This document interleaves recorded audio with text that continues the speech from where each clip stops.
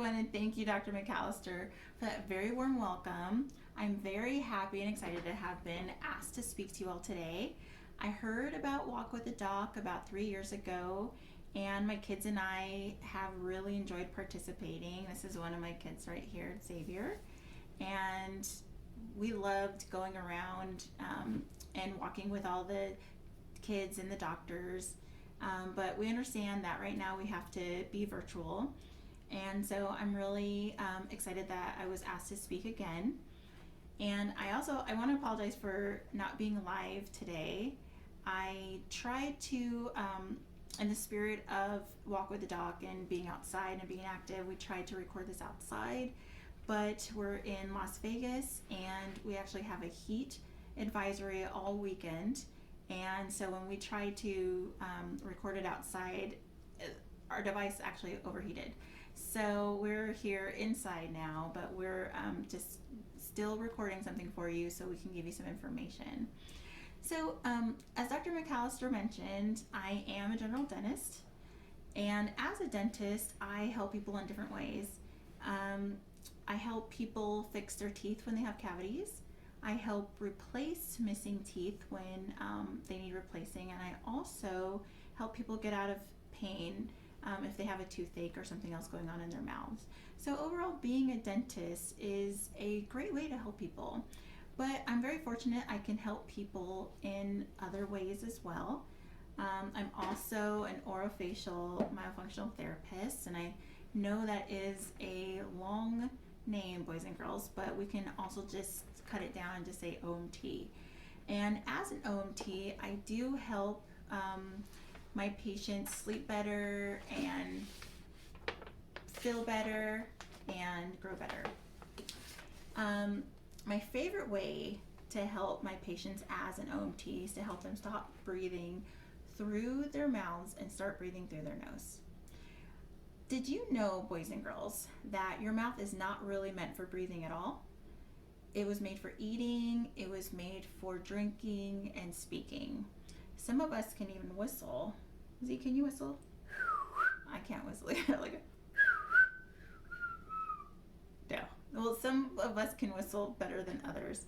But that's what it's made for: whistling, blowing bubbles, making funny faces. Can you make a funny face? That's a cute face. So there you go. So our noses, though, are perfect for breathing. Our noses help warm and moisturize the air before it gets all the way down to our lungs. It helps filter out germs so we don't get as sick, and it helps remove pollen and other allergens. So our noses are very good for breathing. But one of the best things about breathing through our noses is that we get much more oxygen into our blood if we breathe through our nose rather than breathing through our mouth. Blood carries oxygen all throughout our bodies.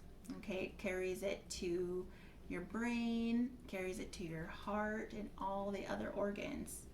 So since we don't get as much oxygen into our blood if we breathe through our mouths, we don't think as well, sleep as well, or grow as well as if we breathe through our mouths all the time. So it's very important to breathe through your nose. There are other important reasons that we shouldn't mouth breathe. When you mouth breathe, your gums can get puffy and they may even bleed. Okay, we call that gingivitis, boys and girls. Another way mouth breathing can affect us is that it can make our mouths really, really dry. Okay, and so when you have a dry mouth, sometimes our breath gets really stinky. Does your breath get stinky sometimes? Mm-hmm. Yeah.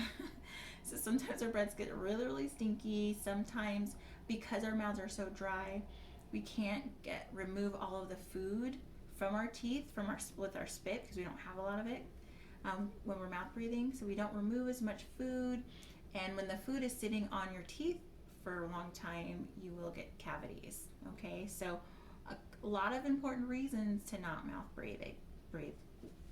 One of the worst things, in my opinion, that can happen when you aren't breathing through your nose is that your mouth might not grow the way it was supposed to grow. So I'm gonna actually let you guys see, excuse me, Soupy, I'm gonna let you see this little guy right here. so I can kind of demonstrate a few things for you. Okay, so when we're born, this is our tongue. Okay, when we're born, our tongue sits on the roof of our mouths, and we breathe through our nose.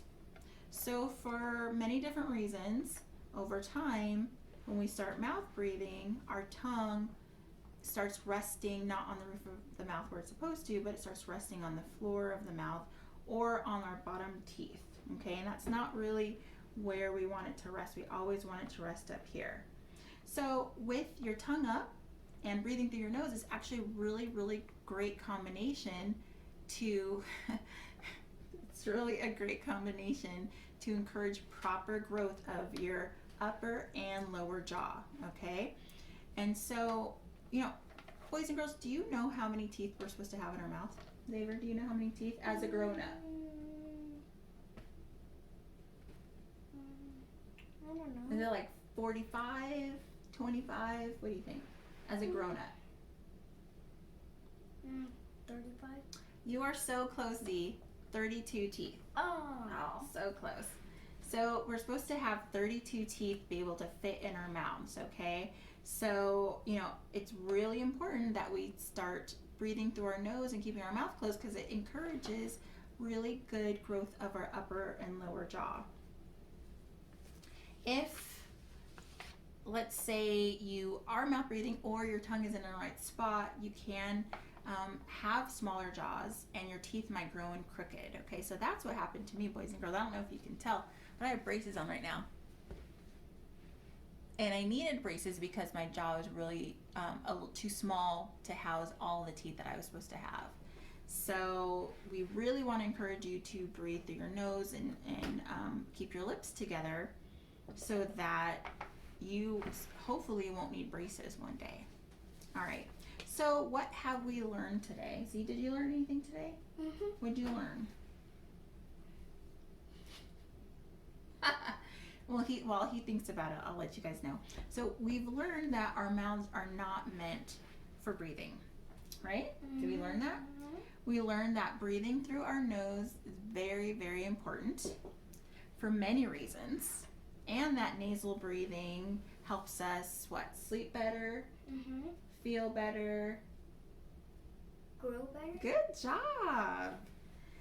So let's all remember, boys and girls, to let's remember this. Lips closed. Lips closed. Breathe through your nose. Breathe through your nose. So thank you so much for having me and giving me all your attention. And now we're going to just go through a couple of questions, right, that some of our parents might have. And since unfortunately we're not doing it live, we're just trying to answer some possible questions for you guys. So Xavier is going to read the first question. What are ways that can help? Let's see so we can see you. There we go. No. Right there.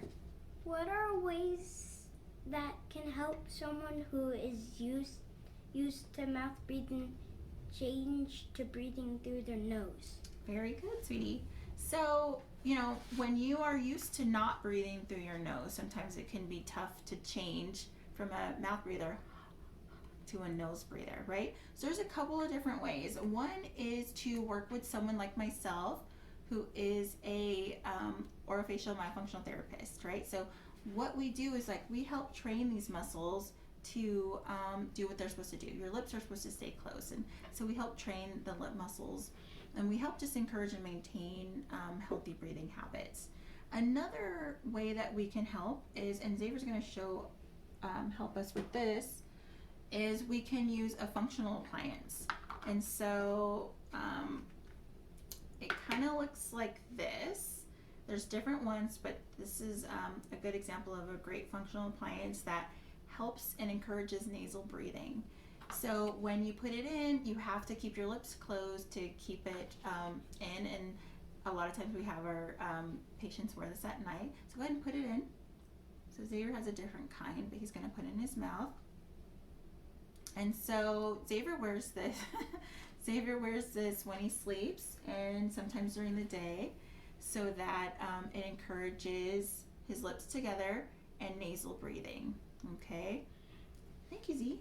You can take it out.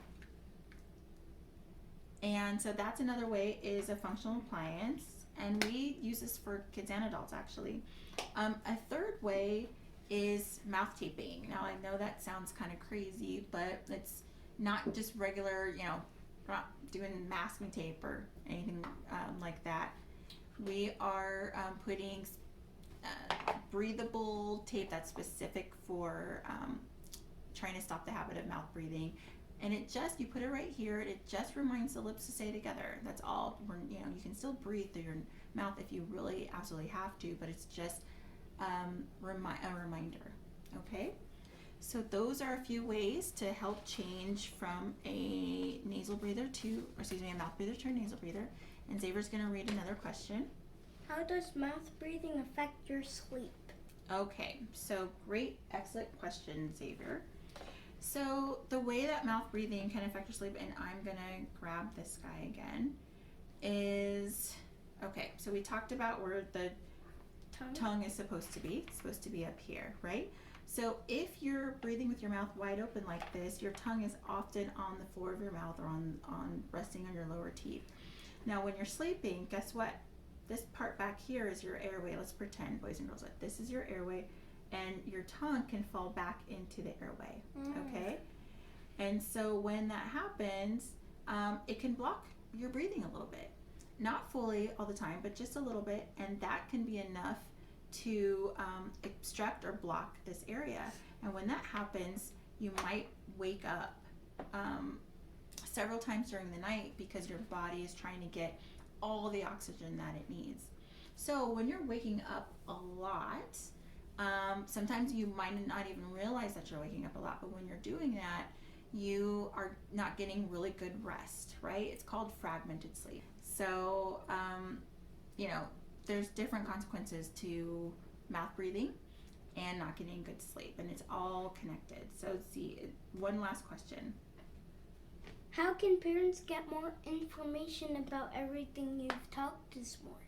Let's see. If you have really specific questions, then you can just email me directly. My email is revivegrowsleepbreathe@gmail.com. And if you want just general information, you can just go to my website, which is revivehealthandwellnesscenter.com.